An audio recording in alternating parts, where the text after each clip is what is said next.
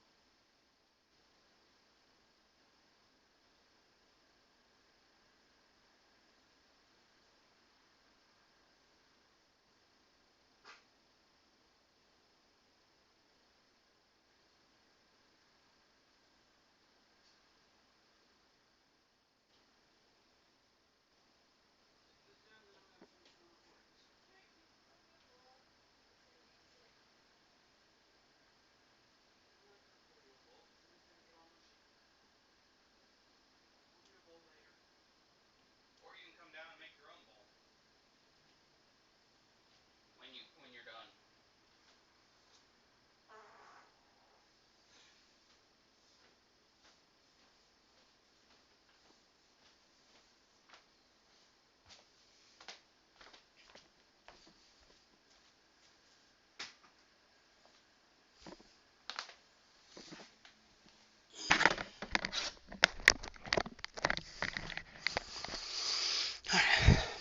And of course, it has defensive mode, just like any other normal unit. Status effect resistance to burning and stunned. Biological recovery, though this unit heals each biological unit in its stacks for 6 per strategic turn. So it's actually useful to have the Foreman in your army just when you're running around out and about just for healing purposes. It is a biological, of course, Dvar, infantry, land movement, specialist, and light. Now it's going to face off against. So the Oathbound have two tier 2 specialist units. You have the Augur, which is the most basic of the tier 2 specialists, with its Anthropic Shot, 40 hit points, 2 shields, Gift of Adamants. Target ally gains Last Stand, causing them to remain at 1 hit points when they would die for 1 turn. When the effect expires, the target will heal for 20. And that can be really, really useful last moment when you need it. So, use it. Use it. It's useful. Curse of Fatalism. Target enemy gets Fatalism, making it 100% easier to hit and making it fail all of its resistance checks, except for instant death checks. And then, of course, defense mode. And apparently there's a Ion Storm. I could have sworn I turned those kind of things off. This unit is affected by the Ion Storm in this sector. Oh, it's in the sector. Nullifying the regeneration received per turn and suffers -2 arc resistance, but it's already arc weakness. And then, of course, it has status effects resistance, and, of course, it's arc weakness. That's not going to matter so much because there is no arc weapons to deal with. And it is a Record Keeper, which gives a bonus to 25% bonus experience. And that's where being a seer actually comes into play. So, like the two episodes ago when I saw the seer, which, seer, that's where it comes in Record Keeper. If it's a seer, it does not get that experience bonus. This one is floating, enabling to traverse every terrain type at the move cost of 4, except for mountains, which is a 8. And then, of course, it's an infantry light Oathbound specialist. So, yeah, babe? Yeah, I was going to finish this recording and then I'll go pour it. Alright, now then, let's see what these guys can do. This guy is not affected by the Ion Storm, but like I said, the Ion Storm's not, I don't think, is going to negatively affect the combat that much. And then, of course, interesting enough that their power is the same. But we'll see exactly like how much better one is than the other. And being floating, that this guy means that he could get hit with the I can hit him with Fatalism for 2 turns. Let's hit him right off the bat. That will give him 2 turns of being in having Fatalism. And that could be very handy. I'm going to move here. And again, though, I mean, that's splash damage. If we were dealing with, other people, if we were dealing with an army with the splash damage,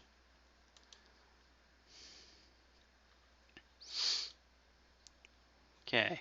Now I'm kind of curious, can they give themselves? They can give themselves incentivize that. Whoa, wait, the Ion Storm does things? Okay, I was not expecting that. Okay, wait. Every 2 turns, 3 random units are hit by arc bolts, dealing 10 arc damage with a strength 8 chance of causing an electrified to non-ethereal unit. Okay, we are... That was my bad. We are going to change. Let's not do that. I honestly, I really did think that the Arc Storm, which is in this place, so if I just move him here, then he should not be, there should be no Arc Storm. Yeah. Alright, let's try this again, without an Arc Storm this time. That was my bad. That was my bad.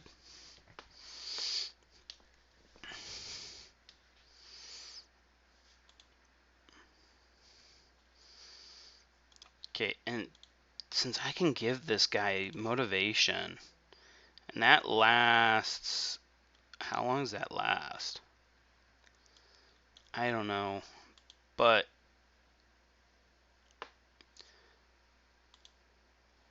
let's go ahead and do that.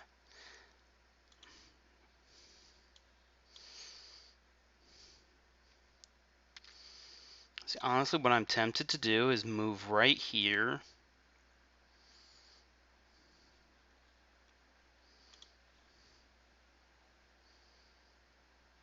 Okay, never mind. Let's not move right there.